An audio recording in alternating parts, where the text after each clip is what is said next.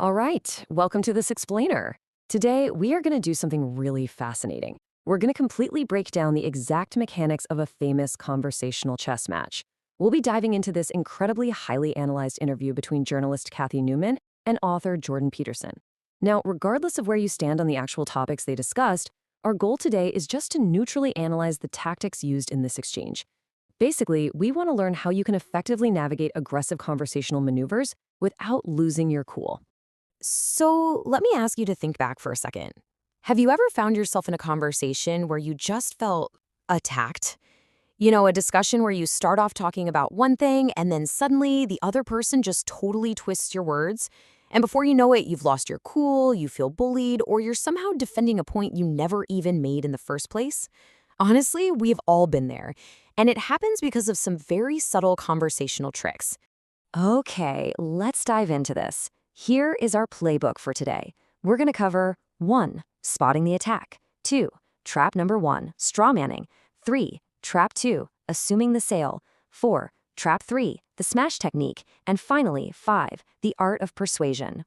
All right, section 1. Spotting the attack. Identifying aggressive attitudes early. Because listen, the absolute first step to stopping a conversational bully is recognizing the attack before it's too late. It usually shows up really early in their tone or word choice. Now, what's really interesting about this slide is the specific use of the word admit. Kathy Newman says, and it's mostly, you admit, it's mostly men listening. That single word, admit. It's sneaky, right? It subtly frames Peterson as having done something wrong right out of the gate. An attacker is almost always going to reveal their hand early on through this kind of hyper-specific word choice. You'll also hear these passive-aggressive warnings that set the stage for an attack. Things like, does it bother you? Or what do you have to say for yourself? Listen, these aren't just innocent questions. They are carefully laid traps meant to make you defend a position you might not even hold. When you hear these phrases, your alarm bells should be ringing. The other person is actively trying to lure you into saying something they can attack. And that brings us to section 2, trap number 1. Straw manning, also known as the so you're saying trap.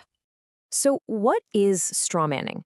It's a classic tactic. It's when someone creates this oversimplified, usually extreme caricature of your ideas, and then they attack that fake version instead of what you actually believe. In this interview, it happens constantly.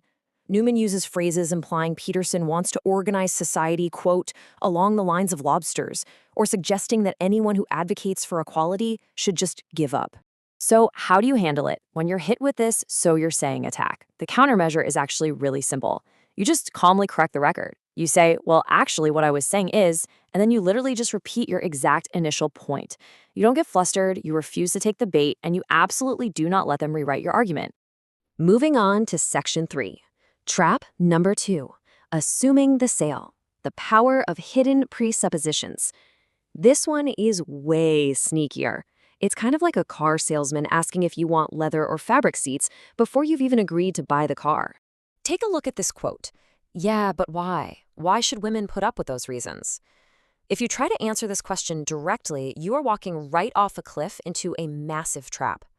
So the crucial point is, you have to listen closely to catch what isn't being said. Let's break down the hidden meaning here. Embedded in that literal question are 2 huge hidden assumptions. First, that there is in fact something to put up with, and second, that Peterson believes women should put up with it. It's exactly like when she asked him why women shouldn't have the right to choose not to have children, which entirely implies he ever said they must. Newman's words imply he holds beliefs he simply hasn't stated. To defend against this, you have to follow a few key steps. First up, physically assume a relaxed posture. Literally, lean back a bit. This signals to your brain that you're safe and in control, and it stops you from having a frantic, reactive response. Second, take a slow, deliberate pause after the question. Just give yourself a second to process the trap. And third, call out the unstated assumption. Peterson does this perfectly by just stating, I'm not saying they should put up with it, which immediately neutralizes the trap before he addresses anything else.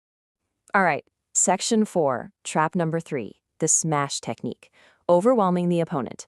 This one is entirely based on speed, volume, and blending completely unrelated concepts together. Here's the quote for this one.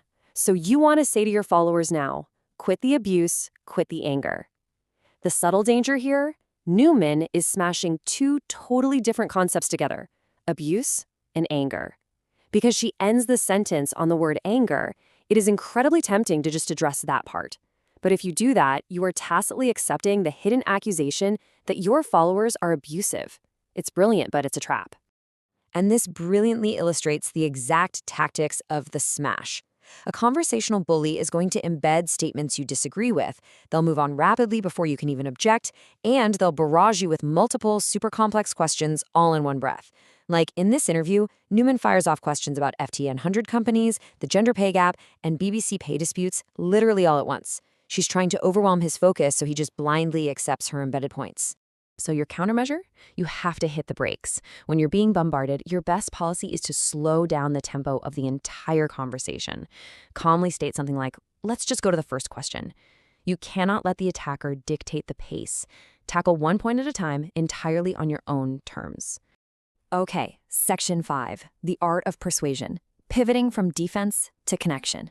Let's move to and see how this builds, because so far we've really just been talking about pure defense. But how do you pivot to actually persuading and connecting with someone? Well, a massive part of persuasion is making absolutely sure you are truly understood. To do that, you've got to turn abstract arguments into concrete imagery. In the interview, Peterson first references 1/3 of a billion years of evolutionary history. I mean, that's incredibly abstract, right? But watch what happens when he adds 1/3 of a billion years ago, there weren't even trees. Boom. Suddenly, the argument has this huge emotional oomph. It gives the listener a highly visual, concrete anchor instead of just reciting a dry fact. But the ultimate persuasion tool isn't just about vivid imagery. It's actually about showing the other person that they already agree with you.